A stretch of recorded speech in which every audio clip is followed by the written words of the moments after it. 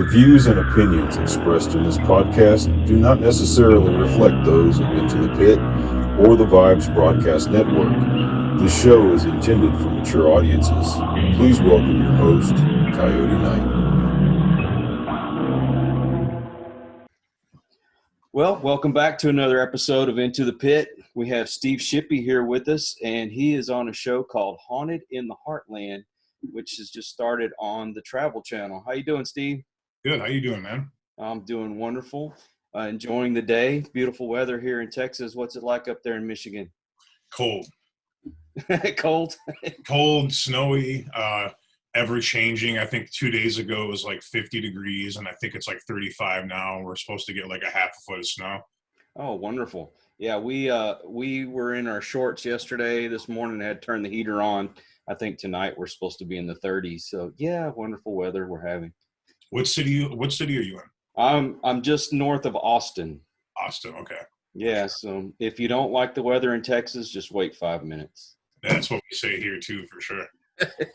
So you were on a show called Haunted Saginaw?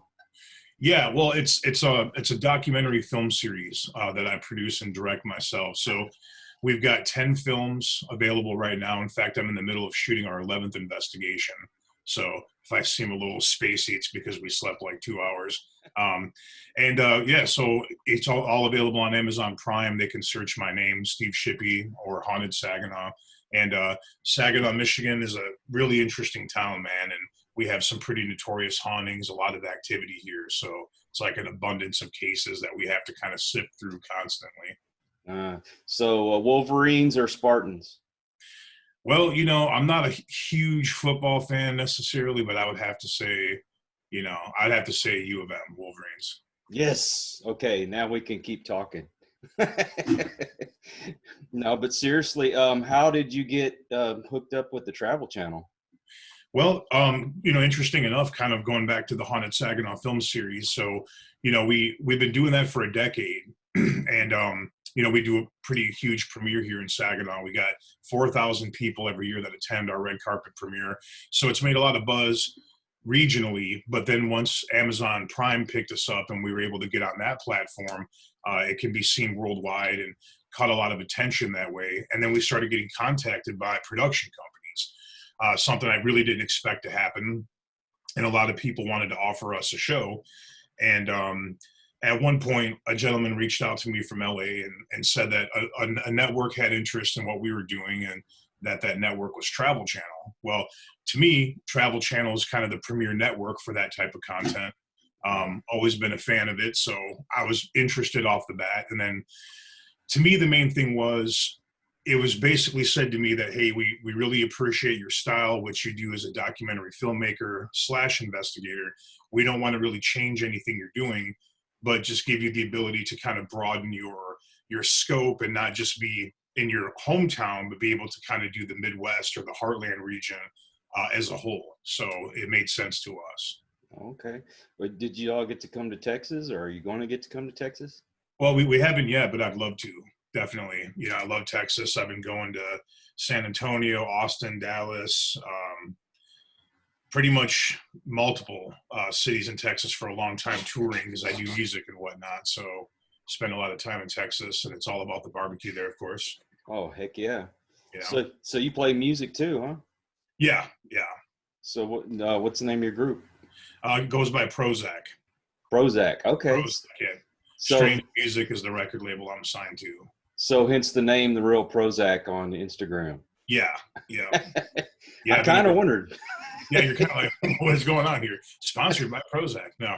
But yeah, that's my recording artist name. I've been signed to a label called Strange Music. If you're familiar with the artist Tech9, he's pretty much the largest artist on the label. And so, we've been touring that area for quite a bit.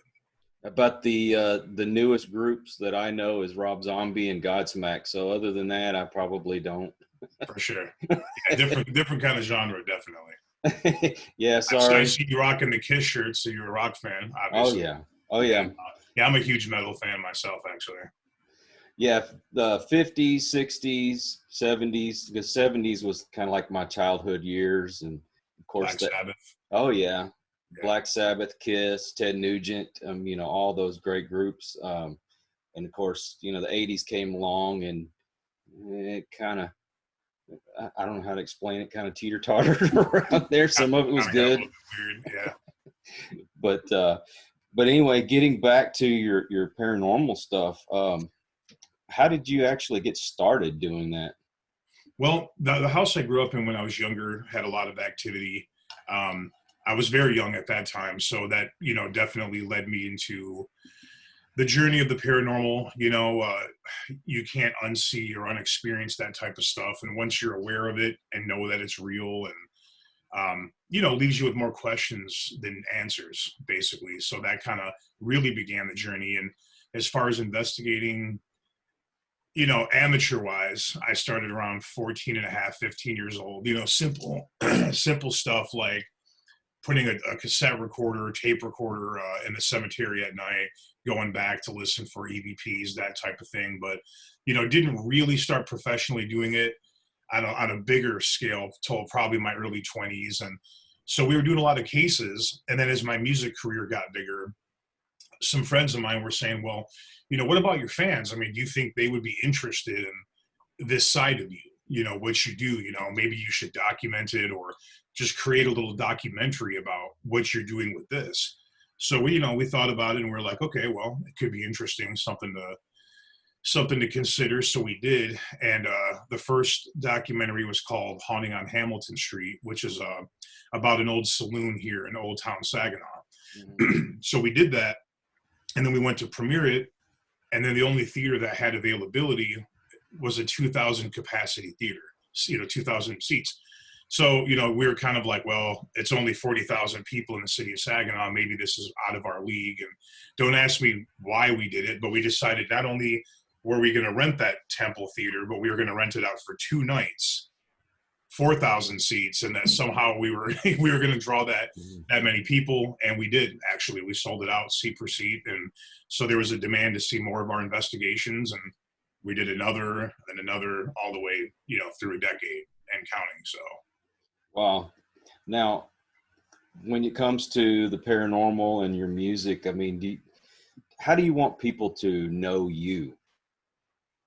well, you know, they're definitely tied together, at least to me, you know, through a lot of my lyrics, directly or indirectly. I'm kind of talking about experiences that I've had, or, you know, the way that I see these two things being connected. In fact, even my largest selling album thus far is titled Paranormal.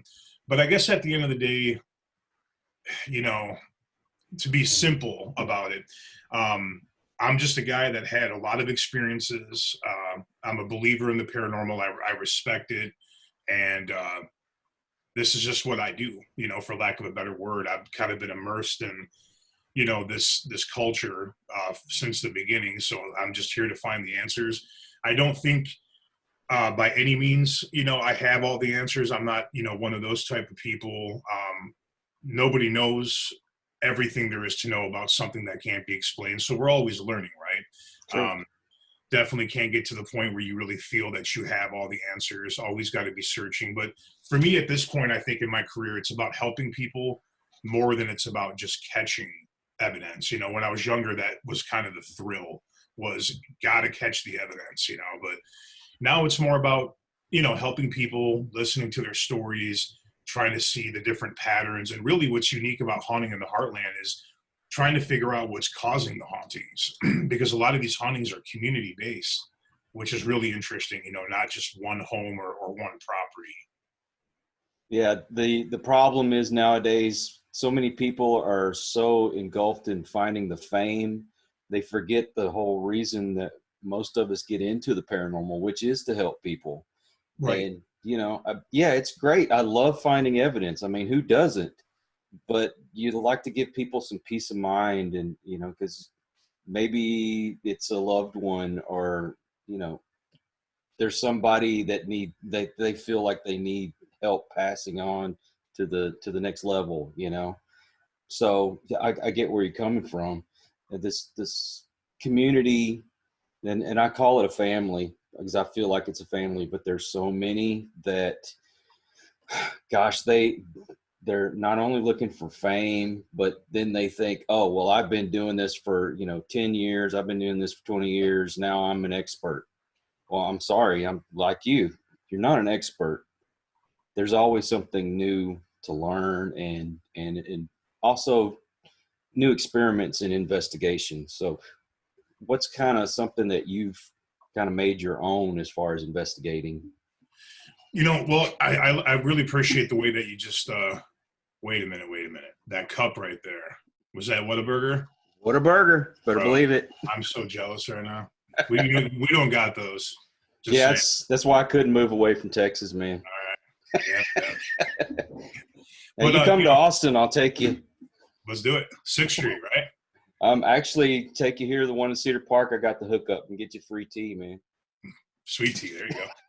So, I definitely like, it's funny, as you say, paranormal expert, that's a hard thing to grasp right there. And a lot of times I'll get called that, if I'm doing an interview with somebody, they'll refer to me as that. And it's always pretty intimidating because it's kind of like, well, that's a hard phrase right there, because you don't want to portray that you have all the answers, so to speak. But as far as what makes me, in my opinion, unique to my approach with this is I think it's just kind of the rapport building with what you're dealing with, not being, too focused on just catching the evidence, but trying to communicate with whatever's there, trying to have some kind of empathy for it, which sometimes can backfire. We all know that you may think you're communicating with one thing, but then you later find out that what's in the house or the property is something else completely.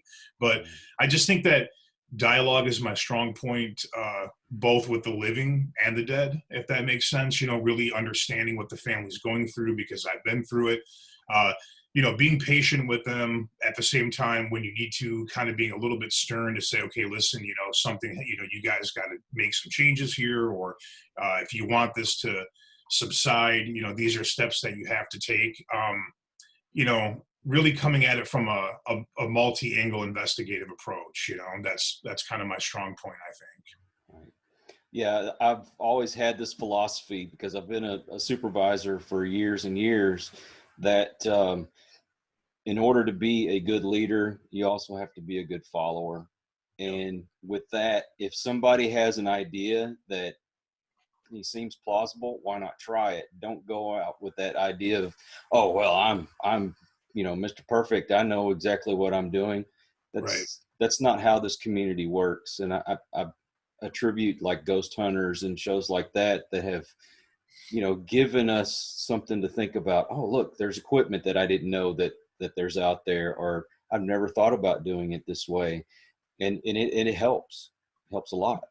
Yeah, no, it does. It does for sure. Like you mentioned, ghost hunters, the TAPS team, man, I mean, they just really pioneered the whole thing. And I definitely am a huge fan of all those guys and what they've done and their approach and their techniques. And so I think that they really kind of set the bar properly, kind of starting off this whole thing in terms of the current days. Of course, we know paranormal investigation goes back way far beyond that, but I think that, they really broke through and brought it to a mainstream level, so to speak. I don't think they ever intended on doing that. They seem like a bunch of guys just doing what they do, and then somehow they ended up in this place. But luckily for all of us in the field, they really did it right, and they set the tone properly. Exactly. And I'm going to ask you something I've never asked anyone before. But do you think that there should be a push for the paranormal to actually be considered a science that should maybe be taught in schools? I mean, yeah, I really do. I mean, we know how real this stuff is, and so do millions and millions and millions of people throughout the world. It would be nice because, at that point there could be grants and financial, aid going into this and research that could really advance the field quickly. Not to mention more people getting interested in it, learning more about it, the more brains that kind of get into the field, the more equipment that could be developed. That would be incredible. And what's crazy about that is I've never really thought about that, but that seems like something that not only should happen, but probably will happen. at some point, going back to when I was younger and dealing with the experiences that we dealt with in our house. We really wished back then that we could have had somebody to help us. But back in that era, it was still very taboo, Mm-hmm. especially in a small rural community. You didn't want to go around saying, "Oh, our house is haunted and this is happening and this is happening," because people are going to be like, "What the hell's going on in that house?" You know what I mean? And it was bad enough that we couldn't really have friends over, things of that nature. So I guess what I'm saying is, if paranormal would have been as accepted back then as it is today, I think we could have gotten some help, and who knows how that could have changed. Well, you think back like to the late 1800s, there was a real surge in the interest in the paranormal when, you had things like the Ouija board and spirit boards, all the different things they used to communicate. Yeah, seances, that kind of thing. And then, I guess as time went on, people thought that was kind of stupid or, very taboo subject. So it kind of lost interest as far as mainstream, but you still had those people in the background that were like, I'm still interested in this. And then ghost hunters came along, and I think it brought it back to mainstream again, even though, they'd been investigating for a while. And I think we've come to a point that this could be something that could be considered serious to bring up in colleges or something, because I mean, at one point it was universally accepted that the earth was flat, and then all of a sudden, the world is round. And then, they had this belief that the sun revolved around the earth, and, it was the other way around. And so why not? Why can't we get into this and give grants and explore deeper into this subject? Because I believe it. Yeah, I mean, of course. I mean, it's been, that's what's so funny. It's like, you come across people that are skeptic, and of course, and why wouldn't they be if they haven't had a personal experience themselves? But with the amount of documentation that exists currently and has for how many years at this point, and I remember reading a poll, I want to say 2013 maybe. It was Mm-hmm. CBS, and they polled, I want to say it was like however many thousand, maybe 2 or 3 thousand adults, and about 40% of those adults believed in the existence of paranormal phenomenon. I mean, so that's a huge number, per capita within that study. And we know that paranormal events and activities have been documented. Spirit activities have been documented. It's referenced in the Bible. It goes on way before that. Um, it's hard to believe in this day and age that there are still people that wouldn't consider this a valid study or field. It's kind of interesting, but then again, there could be motives behind that too. Who knows? If you didn't have skepticism, though, you wouldn't have real investigations or experiments going on. Yeah, very true. It's a necessary evil, so to speak. But I mean, I'm like you. If you believe in God, you believe in the Bible, then you have to believe there's spirits, because there are stories in there about that. When David had went to the soothsayer, and I forgot exactly how the story goes. I used to know those stories back and forth, but they're there. And Yeah, so, no, yeah, absolutely. they believed it then. Why can't we believe it now? Yeah, and we know that I think the majority of people at this point do believe and do understand that there's things that are happening that we can't explain. And of course, I mean, look at how little we know about the world, about the universe, about time, space, gravity. Like, we don't even have an inkling to how this all really works or is connected. So, yeah. And the little bit we know about space, we even know a little bit less than in the oceans. Yeah, There's exactly. still so much more to explore. There may be other aspects of science that we have yet to figure out that are right here. Yeah, literally right here in our own Earth. Mm.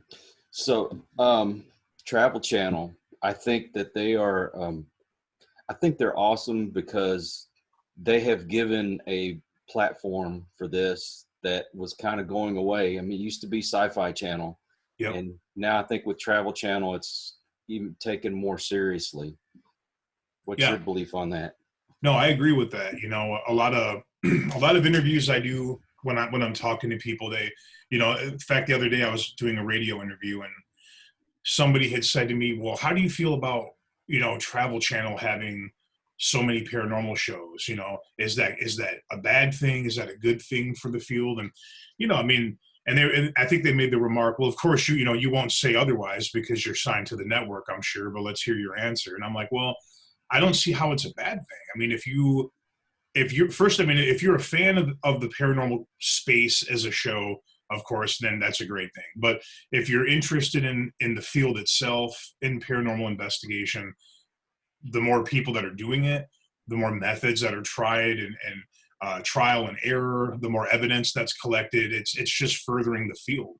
And what's interesting to me as well is, you know, Travel Channel's not going to put out this much paranormal content if there wasn't a demand for this much content. You know, I mean, Exactly. bottom line, it wouldn't, of course they wouldn't. So that's also a good thing to see that people are taking a huge interest. It's kind of like you said, I mean, 15 years ago, you know, something of that nature, like, you know, Sci-Fi Channel, you're right. I mean, that was kind of the place. You know, you had your Ghost Hunters and Ghost Hunters Academy, Ghost Hunters International, those type of shows, and Ghost Adventures, you know, was kind of like the one over here on Travel Channel, but that was kind of about it at the time. And it definitely had a large impact, a lot of viewers, and then it seemed to kind of subside for a while. Of course, there were still more shows out there and whatnot, but then now it's kind of taken this huge just push back into pop culture, which is kind of it's a great thing for us. It's a great thing for the field. I'm not exactly sure where it came from, but it certainly seemed to just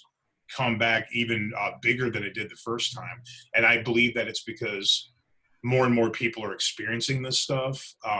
So therefore, there's more of an interest in this field. Well, I think since that they're making it a little bit more mainstream, people are going to be more apt to come out and talk about their stories.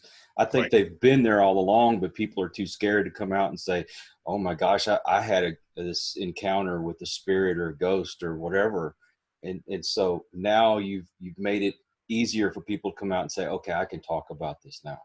I think you are 100% right. I mean, it's not that there's been an increase of activity, and that's what's causing, you know, this fascination with the field and what we do and whatnot. But it's becoming more acceptable, like you said, to talk about it, speak about it.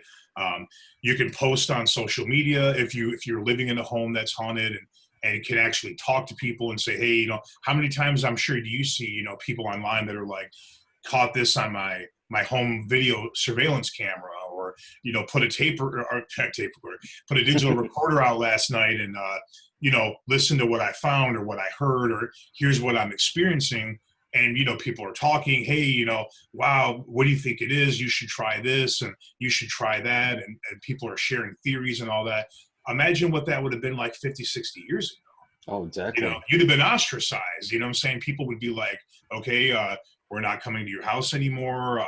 Are you a devil worshiper? What's happening? I mean, there would be all those kind of things happening in people's minds, which really sadly isolates that person. Right. You know, like if you're experiencing a haunting, it's already kind of confusing. It can be scary and all of that stuff too. But then when you have to keep that all within you and you can't even talk to friends and family about it, it makes it that much worse, you know? Yeah. Oh my gosh. How many times have you been accused of being a devil worshiper because you tell them you go out and you hunt ghosts? That once in a while that definitely does happen with some people, and just kind of like that theory also that there's a small percentage of people out there, but they do exist, that believe that any spirit activity, any paranormal activity is all demonic. It's all, you know, it's all evil and that type of thing. And, you know, me personally, I don't believe that, of course. No, I don't either. And, you know, and to say that some channel like Travel Channel is putting too much out there, to me, it's kind of like saying, well, the library has too many books on this subject, you know. Yeah, I like that analogy. Yeah. I give you permission to use that. Everybody else has to pay for it. Right. It's like my next interview. I'm like, well, it's kind of like a library. You're just like, I heard that. That's okay. I'll give you credit for it. It ain't no problem. But so you got this first season already recorded and done with? Yeah. The first season of Hunting in the Heartland's already finished. We did 6 episodes total. The first one premiered on the 21st of February. The Watchmen, so that's available, I'm sure, out there on demand and all that type of thing. Right. And then this Friday, the 28th, the second episode, I Am Red Death, takes place. And man, that investigation was really hardcore. It's in a small town of Greenville, Tennessee, kind of a mountainous area. The case from the beginning, because there's a lot of steps to this, when people reach out to us. Occasionally, we reach out to them, but we want to know as much about the case as possible. So we really go through quite a bit before we determine that this is a place we're going to investigate. A lot of correspondence back and forth through email, Skype. We talk to people around the community. We want to talk to eyewitnesses that supposedly saw these things. So we give them a lot of homework to do. We want them to supply us with all the phone numbers of these people and see how motivated they are to want a solution, an investigation, that type of thing. And this case, I guess the reason I'm saying all this is because we had the bones of the case before we went there, but then as we got there, a lot more started to come out about what was really happening. So it was already intriguing, but then it just reached a level that we'd never expected. And, I don't want to give away, too much, of course, but what this family was plagued with was really intense. It affected them in ways that maybe 1% of cases affect people. There was a real tragedy in the family that they attributed to this force, this attachment, and it was pretty harrowing. Have you had anything attached to you? As far as following, yes. I mean, there's been some instances in my home where you're thinking, okay, well, this wasn't here when I moved in. We haven't had any issues like that. Then you go do a case, and then all of a sudden you start to see similarities going on in your home to a case that you were recently doing.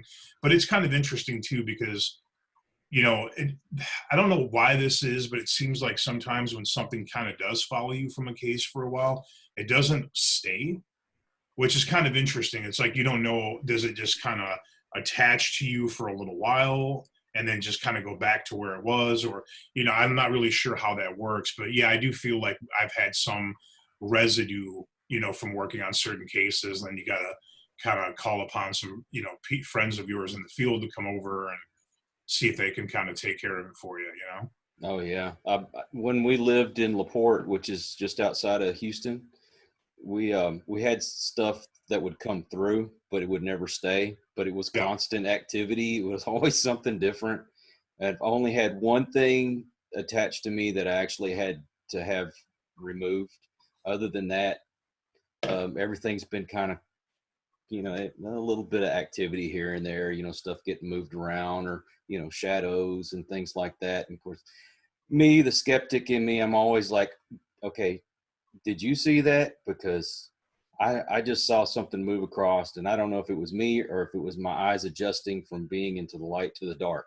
Right. And my wife's like, nope, I saw it too. Okay.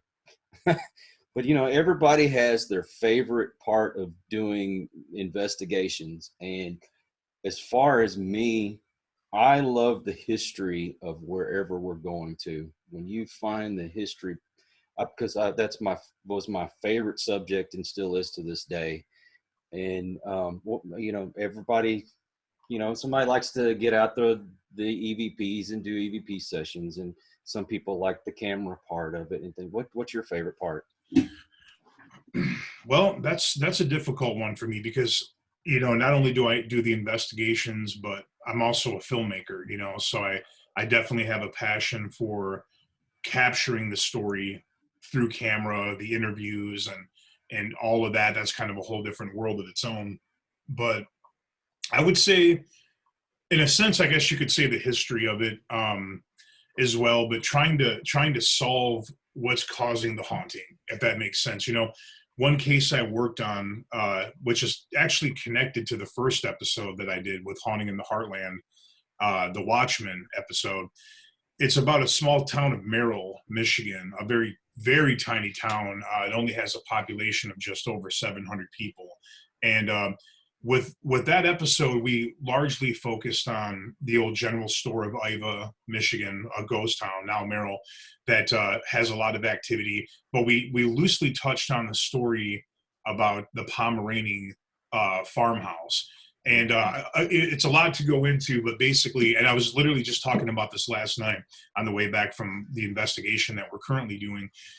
It was so fascinating to me that, I was being contacted by somebody on social media that kept telling me, I have something that I want to give you, but I won't tell you what it is or what it's about, but we have to meet in person. And this went on for like a year. And needless to say, I'm not really apt to meeting strangers in strange places about things I don't even know what it's about. And finally I did. And this person gave me a box of police reports from the mid 70s. Wow. So we met at a coffee shop, and I'm sitting there and I'm kind of thumbing through this, and I'm reading just a few on the top. And I look at this person and say, so what is this? I mean, is this some kind of like script or some type of fictional project? Like, what am I reading? And she said, no, these are real. My grandfather was the sheriff during that time. He passed away not that long ago. And here were this box of police reports. And this is something that he talked about his whole life. And he planned to write a book at some point. He never got around to it. And I want to give this to you to see if you have any interest in investigating this. And man, I'm telling you, the thrill of the chase on that was extreme. I mean, you're going through these reports and you're hearing about a year and a half of police investigation on a paranormal case. You're hearing and you're reading about spontaneous combustion, disembodied voices, people being injured, explosions taking place in the house, teams from Duke University, parapsychology teams being brought in from Lund University out of Switzerland. So much activity taking place that these officers are seeing it, they're witnessing it, they're bringing in other police agencies who bring in other agencies. They're trying everything in the world to explain what's happening because it truly is happening. And, law enforcement isn't just going to come out and say, oh, well, it's haunted, it's a ghost, that's what it is, take care. They're trying to rationally explain this through every means possible. Even, seismographs, trying to see is the house built on a fault line, some type of salt mine could be underneath it, and that's why the house is shaking, or it is one of the most intense cases ever. And so that's kind of the thrill to me, is going through these reports and talking to the eyewitnesses. And one subject that you're interviewing gives you another lead, which gives you another lead. And to me, that's kind of the thrill of the whole case, is uncovering everything that you can. Well, that was a long rant, wasn't it? Oh, no. You go on as long as you want to. Now, do you find with the law enforcement, is it kind of still the same scenario like it is with, say, UFOs, where, oh, I'm afraid of my career is going to be over if I say I saw a ghost, or are they a little bit more open to it now? I mean, I think they're more open to it for sure. I have pretty good rapport with law enforcement on these cases, and they're actually really helpful. One officer I worked with one time did say something that was pretty interesting. He kind of put it in a perspective for me. We were talking and he said, okay, well, listen, before I start this interview, I'm going to tell you some things that I experienced, that I saw, that I heard. Once we start filming, I will word it in such a way that I can, and that's all I'm going to give you. And I said, okay, well, just out of curiosity, why are you going to tell me these accounts one way personally, and then on camera another way? And then he just kind of looked at me really matter of fact, and he said, well, I'm a police officer. I'm carrying a weapon. I have this duty and this power that I uphold. If I were to go on camera and tell you that I see and hear things that aren't there, would you be comfortable with me carrying a weapon and making life and death choices and upholding the law? And I was like, All right, touche. I can understand that. So, you know, at the end of the day, you know, I think that I'm sure they would like to be even more helpful than they are and share their stories because, you know, police officers see a lot of things. Mm-hmm. You know, these guys are going into how many houses throughout their career. A lot of calls get made to the police for paranormal experiences, you know, like a case I was just referencing back in the 70s. So, you know, we've talked to a lot of law enforcement that have seen some really crazy things. And, you know, a lot of them work that third shift, which we know a lot of activity happens at night more so than during the day. But they got to be careful, I guess, how they word things, you know? I got you. Yeah. I got you. Yeah, as you can see, I had somebody trying to help me interview here. Right. Special guest. That's Dee Dee, our kitty cat. Awesome. Yes, she likes to help every once in a while. But if I don't let her in, she howls at the door, and that's all you're going to hear. She's going to get in there one way or the other. She's going to get in here one way or the other. But yeah, I mean, yeah, I see where you're coming from. You know, I worked for the city up here in Cedar Park, and when I was there was all kinds of stories about stuff that happened around there, and it even came from the police officers. And you know, because I was in public works, and their facility, believe it or not, is actually built around an old Native American burial ground. Okay. And you know, even the supervisors above me were like, yeah, you come in this building, sometimes there's stuff walking around in here. And I guess my point is I have noticed that they're pretty open to talking to us about it, but I wasn't sure how they were about talking to people outside. So, Right, publicly or on the record, that type of thing. yeah. Yeah, that case that the next episode that we're doing, I Am Red Death for Haunting in the Heartland, we did speak in that episode to a former sheriff, and he was super helpful. I mean, you know, there was a pretty horrific tragedy that took place in the town of Greenville that we started to kind of connect the dots and see that what happened here could be the catalyst to some degree of what's happening over here. So we had to speak to some law enforcement about that tragedy, and he was willing to tell us everything that he knew. That also led us down the path to talk to the former district attorney involved in the case, and he was very open as well. But even with him, he told us what he was willing to tell us on camera, and then off camera, he told us stuff that just was mind-blowing, you know, that the extent of the darkness involved in this case and how it affected himself and others around him, and shared, you know, some personal accounts with that, which was pretty fascinating too. Yeah, I'm going to be more apt to believe a police officer than most other people. Right. But you know, yeah, for a lot of reasons. Yeah, I mean, they're number one. I mean, just their mentality. They're, you know, first responders, law enforcement, people of that nature. They're skeptics by nature.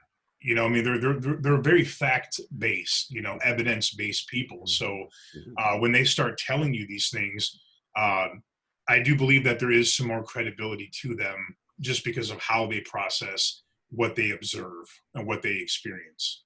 Yeah, well, I mean, like you see videos of police officers and they say, oh, well, this cop was being too rough with this person, you know, tased them, and they shouldn't have done this and shouldn't have done that. You aren't on the scene. You don't see the situation. They put together facts in their heads. Right. And I mean, yeah, okay, granted, there are some out there that abuse their power, but more often than not, you're going to come against somebody that's been highly trained. And they, like you say, they observe and they pull together evidence before they make any kind of conclusion whatsoever. But, you know, when they come up with the ghost stuff, that's where we step in to say, yep, you got it. That's right. what it was.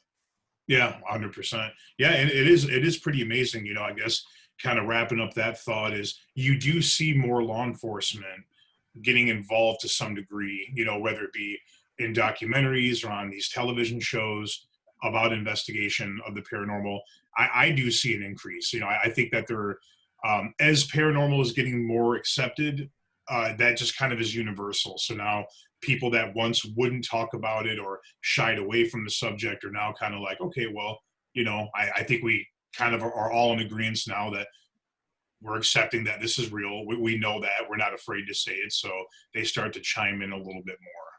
Now, I'm sure you've been asked this 1,000 times, but your favorite investigation so far? Favorite investigation. That's an interesting one. Well, I guess for me, it goes back to the Dice Road investigation. I do have a documentary on the subject, A Haunting on Dice Road, which you can stream on Amazon Prime. If you have Prime, you can watch it free. It was fascinating to me for all the reasons I had stated earlier. I mean, can you imagine, as an investigator, imagine hearing about a case where law enforcement consistently investigated something that they couldn't explain, bringing in more investigators, bringing in other branches of law enforcement, bringing in specialists, bringing in university people to study it, to the point where they exhausted all their resource and availability. And what's really interesting about this case is when it got to that point where law enforcement is like, okay, we cannot explain this. We've tried every rational means of explaining this, and there's no way to do so. At the time, the guy that owned the Detroit Tigers, his name was John Fetzer. He was a millionaire that was very eccentric, and very little known fact, he was very much into the occult, into the paranormal, trying to understand things. He funded a lot of different things to kind of further the field. He caught wind of the case and actually put in $50,000, and this is in the mid-'70s, to bring out more people to study this phenomenon, to try to help this family. And in conclusion, there was no explanation, logically, of course, in any way as to the activity that was taking place. And the police reports are literally about this thick, with all these stories, all these eyewitnesses. And I want to say there was probably around 100 law enforcement individuals, first responders, firemen, that all went on record to say, yes, these things happened. I witnessed it. It happened to me. It affected me. And in some cases, even hurt them to some degree physically. That's outstanding. Yeah, because I have my favorite places that I've been to, and not necessarily the one that I've gotten the most evidence at. And then there's those that I thought I've wasted my time, and then went back to review evidence and found out, wow, there was more here than I expected. I mean, do you run across that too? Yeah, definitely. It is kind of strange how sometimes a case that seems rather unassuming can just give you a mass amount of evidence and activity. And then some places you're so excited to go to because it's got this history, this reputation. It's a 170-year-old Victorian home. And then you get there and you're trying to decipher, is that a pipe or a sound? You know what I mean? Like, it's just, it's strange like that. You never know. You certainly can't judge a book by its cover in terms of a location and what it could potentially offer you investigation-wise.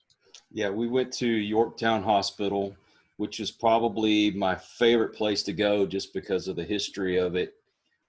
But we went to a house in Spring, Texas, and that seemed like nothing was going on. And then we went back later on, there was really cool evidence there. And you just run across stuff like that sometimes. Yeah, absolutely. So it doesn't necessarily have to be your favorite place to, capture all this evidence. You just enjoy the spot, Right. That's yeah, just me. exactly. And so another question that a lot of people ask is, where's that one place that you'd like to go to you haven't been to yet? That's a good one. I mean, so being really honest, to me, that would be that one case I haven't heard of yet.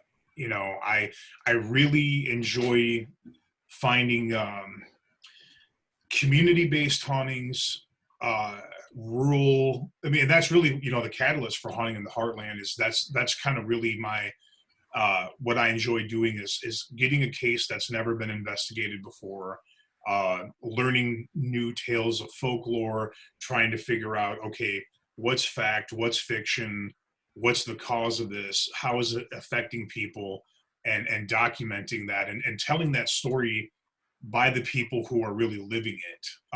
Number one, as a documentarian, but then as an investigator, now going in and taking all that I've learned and heard and read and saw and bringing that into the investigation and trying to see if I can validate these claims. Now, I know I've been to a place or two like this, but have you had those people that just call you or message you and say, hey, I've got all this stuff going on, and you finally go and you find out they're full of BS? It's happened a couple times. Yeah. I tell this story once in a while because it really threw us for a loop, early on when we started to do these documentaries and putting them in a documentary format. We caught quite a bit of buzz. And so a lot of people were calling, and we were doing our best to really try to sift through it and say, okay, well, what cases take priority? Which ones have children that are being affected and scared, and who's kind of worse for the wear, and let's help them out and let's focus on that. So we went to a family's home and we're sitting at this dining room table and they're telling us all these, scary things and all this stuff that's happening. And they said, okay, well, we left out a recorder and we caught this voice and we want you guys to hear it.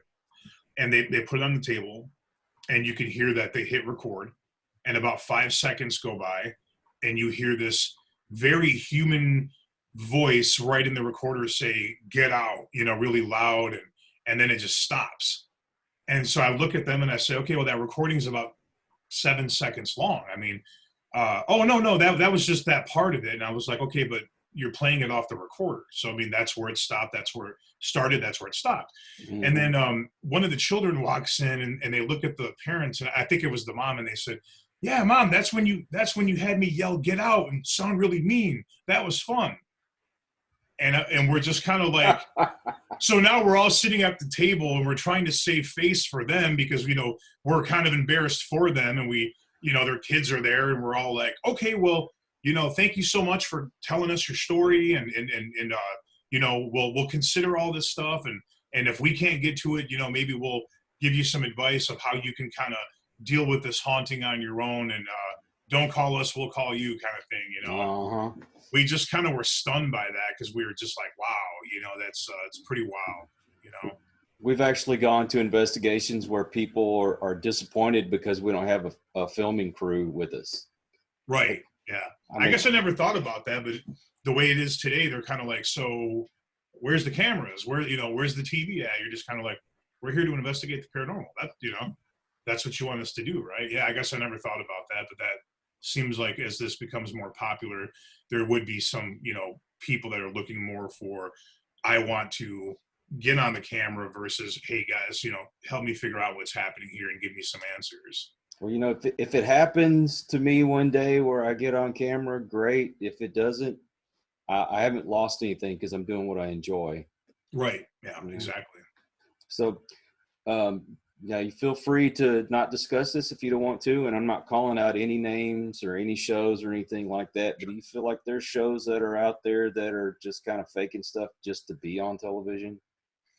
To be honest with you, I don't really get a chance to watch a lot of the different shows out there. My viewership mainly goes back to the TAPS era, where I think it was Wednesday nights, you just couldn't wait to go home and see what TAPS was going to find and that kind of thing. And during kind of that point is where I was really heavily doing my documentaries and that type of thing. So of course I've seen a lot of episodes and I'll catch one here, catch one there, catch a few here, catch a few there, but I've never really sat and kind of taken in all the different content. Don't get me wrong. I hear a lot of talk, throughout the community and people I know, oh, did you see this thing last night or so-and-so show or this show or that show? So I do hear a lot of, critique and criticism, needless to say, about different things or whatever. But, I think anything's possible. But at the same time, I think, the community acts as a very good filter for that kind of thing. And I think that shows like that, that you speak of wouldn't have much longevity or much of a shelf life to some degree, or at least the core paranormal field or whatever will filter that kind of stuff out and put their focus on the content that they get behind. Well, I would hope that it doesn't happen. I think it does. I'm afraid to say yes, I do believe that it happens sometimes. Like I say, I'm not going to call out any names because it's not fair. Because I don't know 100%. So Yeah. it is what it is, and I would hope that it wouldn't, because then that just destroys everything that we've been working for so long. Right. So any advice that you have for anybody out there listening that either is in it now or wants to get into paranormal investigating?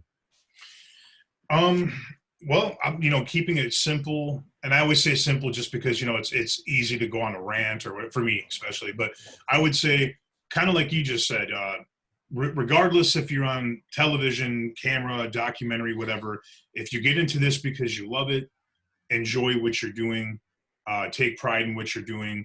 Don't think you have all the answers, because you don't, I don't, we don't, no one does. Be open-minded to everything. Always respect the client, their home, their business. When they tell you things and say off the record, keep it off the record. And just really enjoy it, and be careful. Be careful in a lot of different ways. There's a lot of things that can happen while investigating. You should be kind of cautious of many different things involving the living and the dead. And at the end of the day, just learn, help advance the field, and defy fear, I guess, is basically what I would say.